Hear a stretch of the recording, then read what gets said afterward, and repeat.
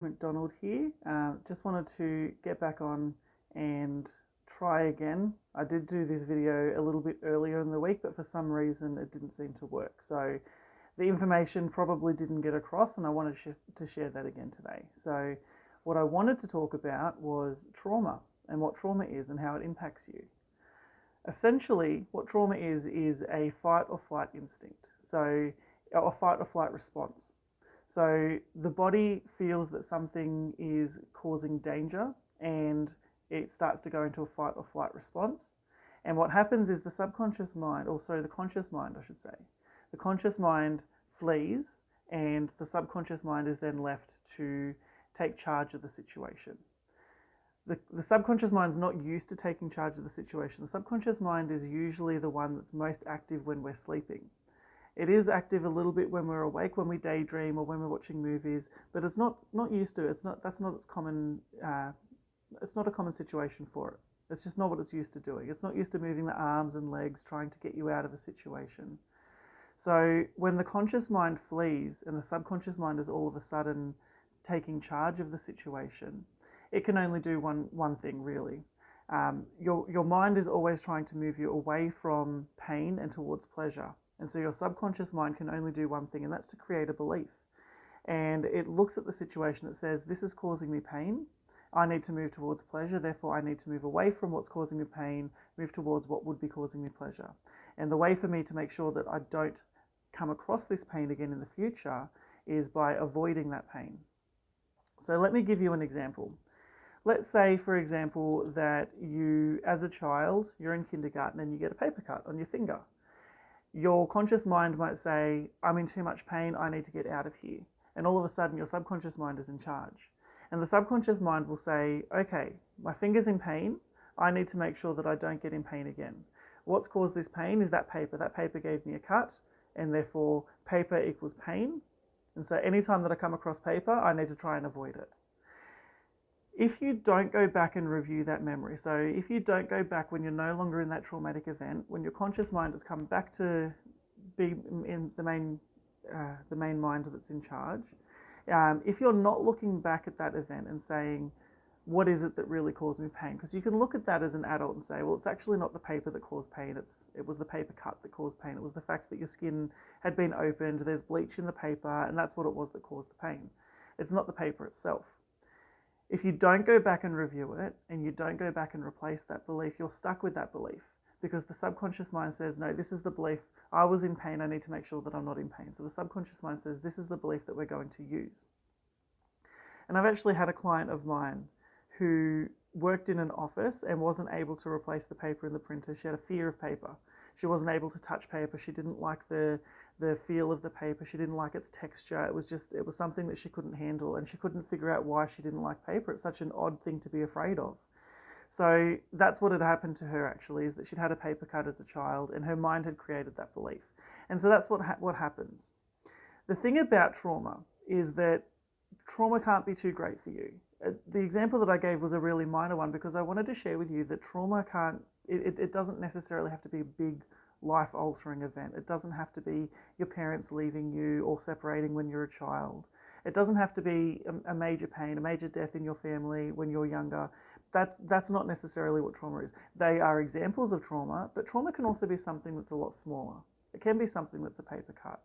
And so downplaying someone's trauma isn't going to help anyone. It's not going to help you and it's not going to help them.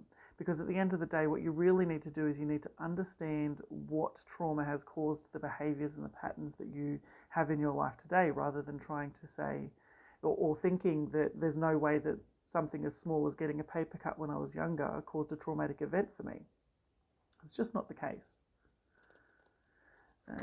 Having a look at some of my notes as well.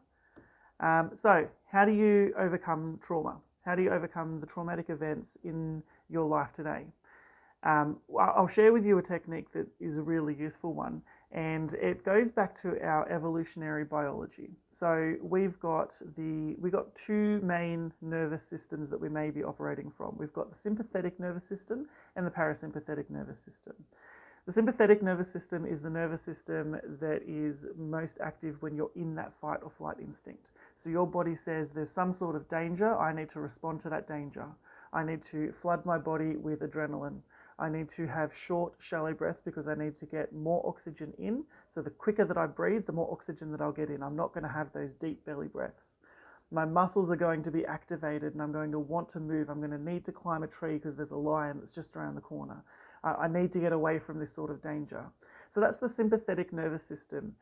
One of the things that happens when you go through a traumatic event, you go through that sympathetic nervous system, is that the next time you have an event that's similar, you're going to re-trigger that sympathetic nervous system. So you're going to go back into the sympathetic, which means that you're going to go back into that situation of having short, shallow breaths, having adrenaline coursing through your body, having your muscles engaged so that you can get out of danger as quickly as possible.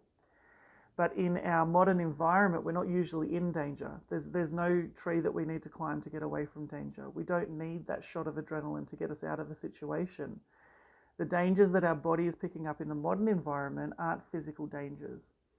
So when you do start to feel that there's a pattern that you need to break, what you'll likely find is that your breathing is quite shallow. So what you can do to shift from the sympathetic nervous system to parasympathetic nervous system is you can start deep belly breathing.